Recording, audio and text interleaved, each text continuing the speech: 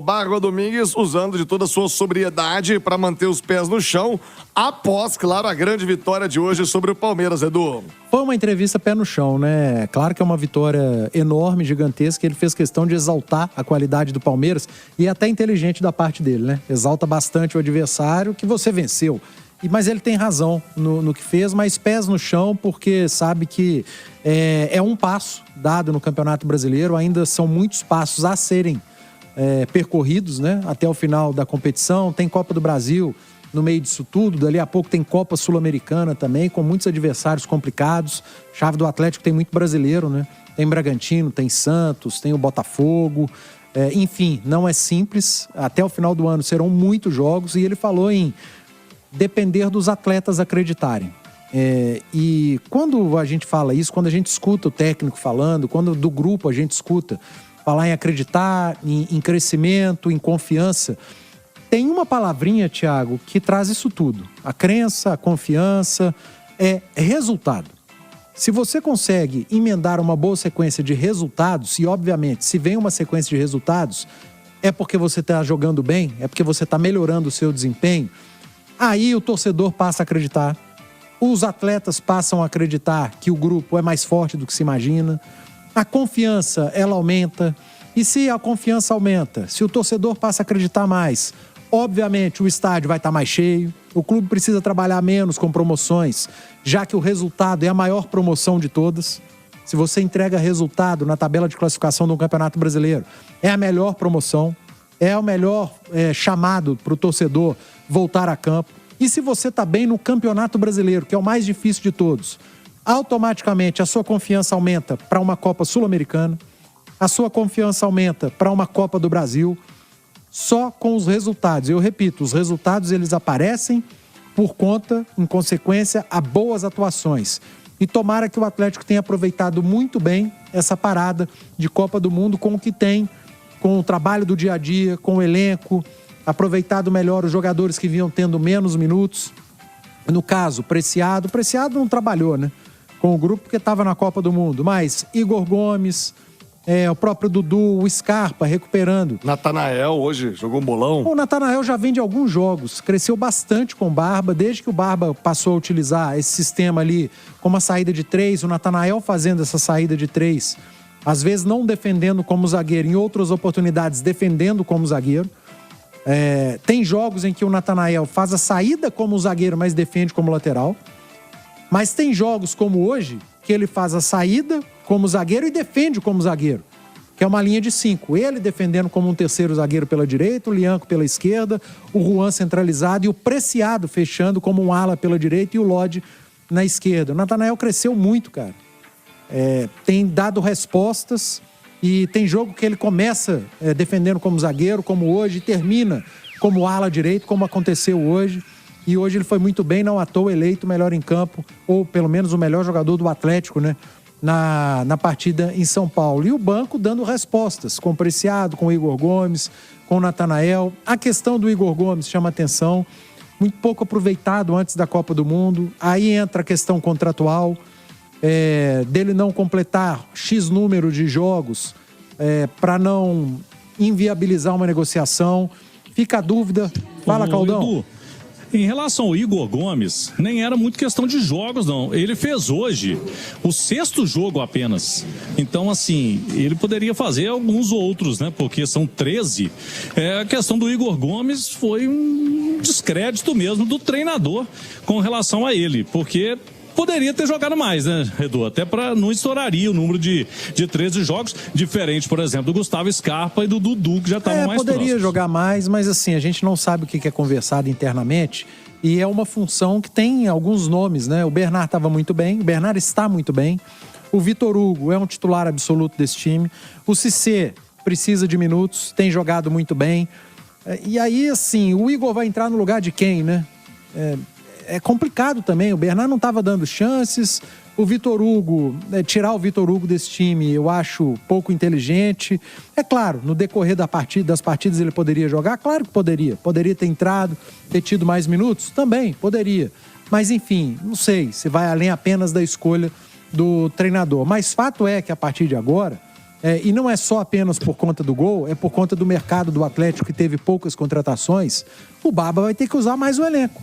E quando a gente fala usar mais o elenco, tá aí o Igor Gomes. Entra o Igor Gomes na conta. Ô, Edu Panzi, o Pedro Abelho tocou num ponto importante, né? Que não vai dar pra fazer isso sempre. Mas que bom que soube fazer hoje contra um time forte, favoritaço, líder do campeonato e talvez dando mostras de humildade, sabendo a hora certa de sair e as apostas do Barba, como por exemplo o Igor Gomes. Você lembrava durante o jogo que antes da Copa do Mundo era carta fora do baralho. Diretoria pensava em negociar, não aconteceu. Méritos também do Barba, do próprio Igor, que não desanimou, entrou, decidiu, fez gol e pode se tornar uma peça, quem sabe, daqui por diante a ser utilizada, Edu. Ô, Thiago, a ideia de jogo do Atlético, e que foi muito clara, né? Se defender em primeiro lugar, proteger a área, defender com muita gente, uma linha de 5 com Preciado e Natanael pela direita, os 2 volantes à frente, inicialmente o Pérez com o Maicon, e 3 jogadores atrapalhando o início da construção do Palmeiras ali com os laterais, com o próprio Andréas. Deu certo defendendo, mas o primeiro tempo foi sofrido, porque o Atlético se defendia bem, mas não conseguia incomodar o Palmeiras. Não conseguia encaixar contra-ataque, não conseguia ficar com a bola. Bernard muito isolado na esquerda, Preciado muito isolado na direita. Isolado por quê? Porque quando o Atlético recuperava essa bola, não tinha ninguém próximo ao portador. E aí o Palmeiras, com 2-3 em cima, já recuperava de volta e já pressionava novamente o Atlético, que teve a melhor chance do primeiro tempo, né?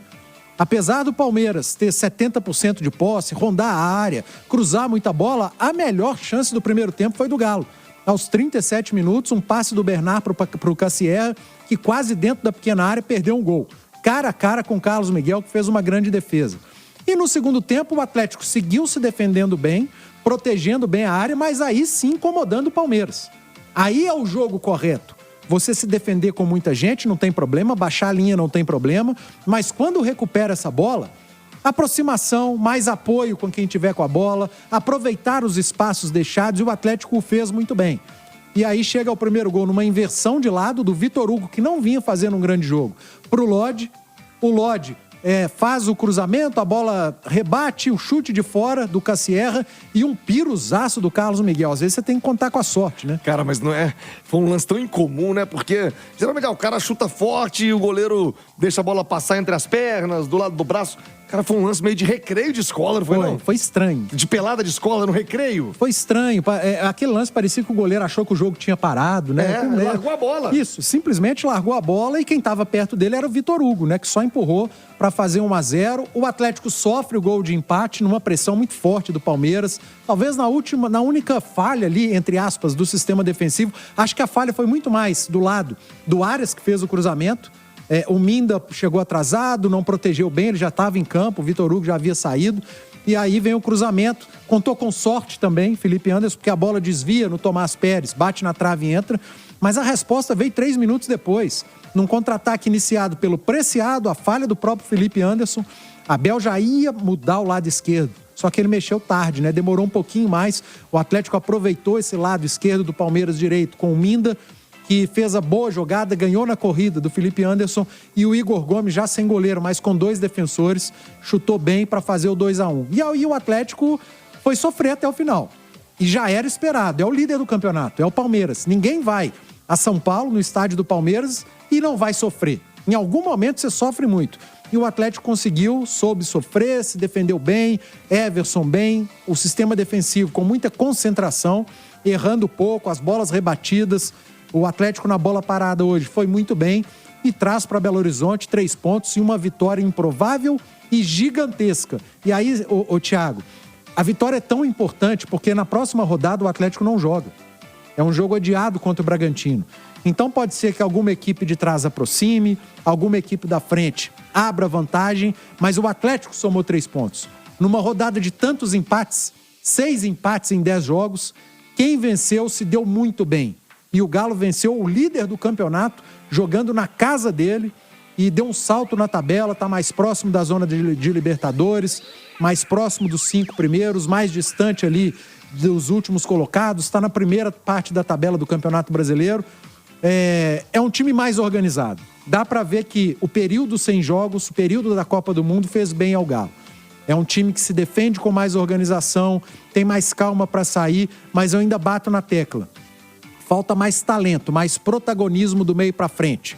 O Atlético perde e desperdiça as chances que, se tivesse mais talento, não desperdiçaria. O Atlético, às vezes, não tem um controle do jogo quando recupera essa bola. Que, se tivesse mais talento do meio para frente, não perderia esse controle. Mas, com o que tem, o Barba me parece conseguir dar mais organização e o Atlético vai conquistando seus resultados.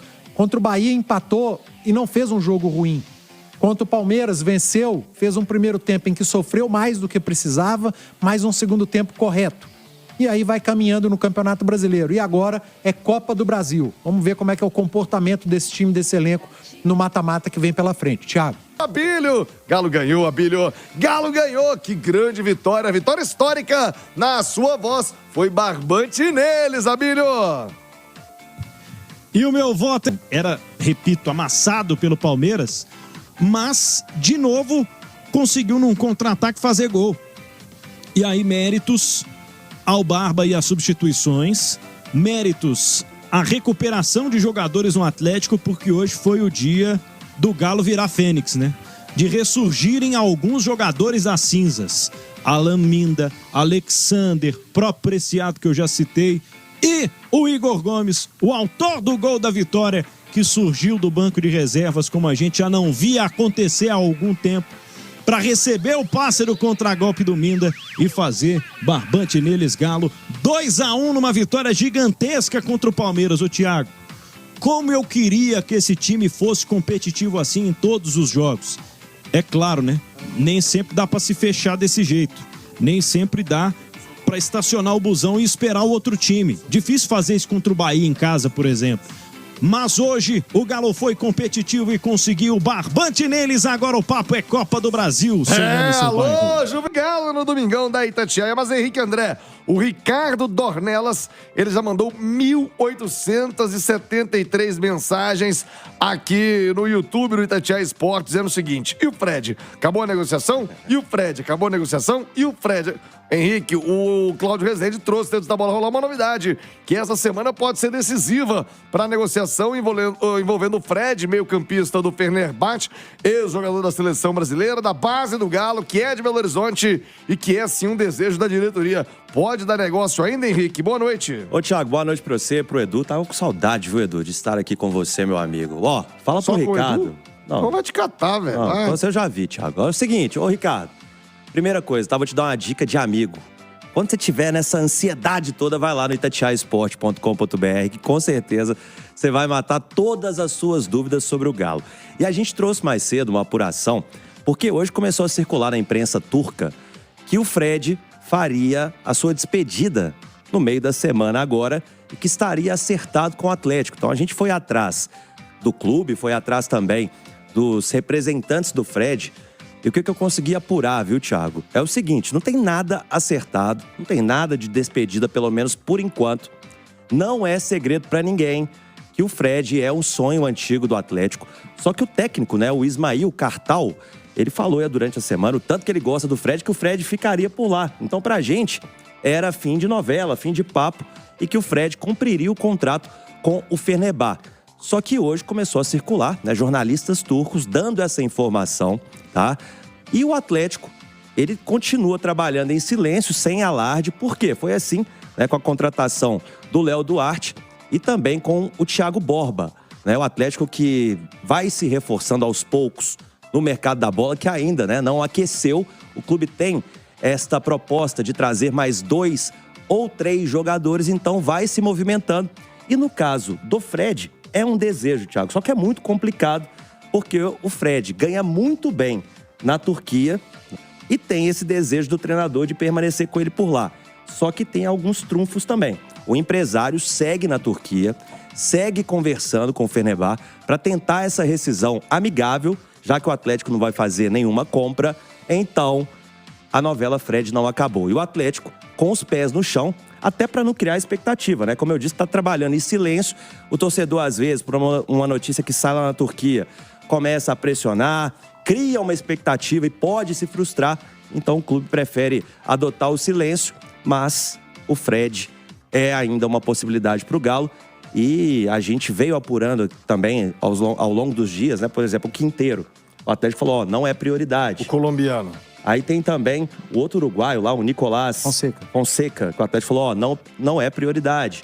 Pode ser que a prioridade, né? Isso leva a crer que a prioridade, de fato, seja o Fred, jogador de 33 anos, que recentemente construiu uma bela de uma mansão que só não é maior que a sua, viu, Thiago Reis? Amém, nós todos. Ô, Henrique, o Fenerbahçe, o clube do Fred, vai jogar na quarta-feira o jogo da volta da fase, digamos, pré-Liga dos Campeões, né? O Qualifiers, para entrar nas próximas fases da Liga dos Campeões. Ele venceu o jogo da ida por 1-0 e joga na Polônia, 3 horas da tarde, no horário de Belo Horizonte, contra o Górnik Zabrze.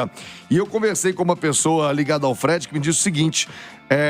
que o Fred também está se sentindo pouco valorizado no Fenerbahçe porque houve uma mudança de regulamento na Turquia. Não podem mais 14 estrangeiros. Agora me parece que são 10 ou 11. Acho que são 10 estrangeiros apenas permitidos. E que o Fenerbahçe não só já tem esse número a mais de estrangeiros, como ainda está trazendo outros reforços, como o Rafael Leão. E que isso também poderia influenciar, tipo, se o Fred já está sendo cotado para nem estar entre os 10 estrangeiros, então não faria sentido. Agora, há de se lembrar que o Fred jogou contra o Górnik Zabrze, ele foi o segundo melhor em campo, a segunda melhor nota da partida, a primeira foi do autor do gol do Fenerbahçe, o Talisca, né? Ex-Bahia, rodou muito tempo na China, na Arábia, e hoje é ídolo do Fenerbahçe, o centroavante brasileiro, o Anderson Talisca. Então, se confirmada que ele não fica nem entre os 10 estrangeiros do Fenerbahçe, aí abre-se uma grande porta para ele voltar. Então é uma queda de braço entre a diretoria e o treinador, porque o treinador quer o Fred, né? Então isso partiria mais da diretoria do Fenerbahçe. É o seguinte, Thiago, ó, a Federação Turca reduziu o número de estrangeiros permitidos por elenco, sendo 14 ao todo, 10 livres e mais 4 com até 23 anos. O Fred tem 33 e entraria na primeira cota. O Fenerbahçe atualmente tem 18 jogadores estrangeiros em seu elenco, sendo 4 abaixo dos 23 anos, ou seja, terá que se desfazer de alguns atletas para se encaixar a esta nova regra. Seguimos de plantão, acompanhando essa movimentação. Dornelas, tá respondido, hein? Mandou 1.718 mensagens. E é entrada em itatiaisport.com.br que vai estar lá, né?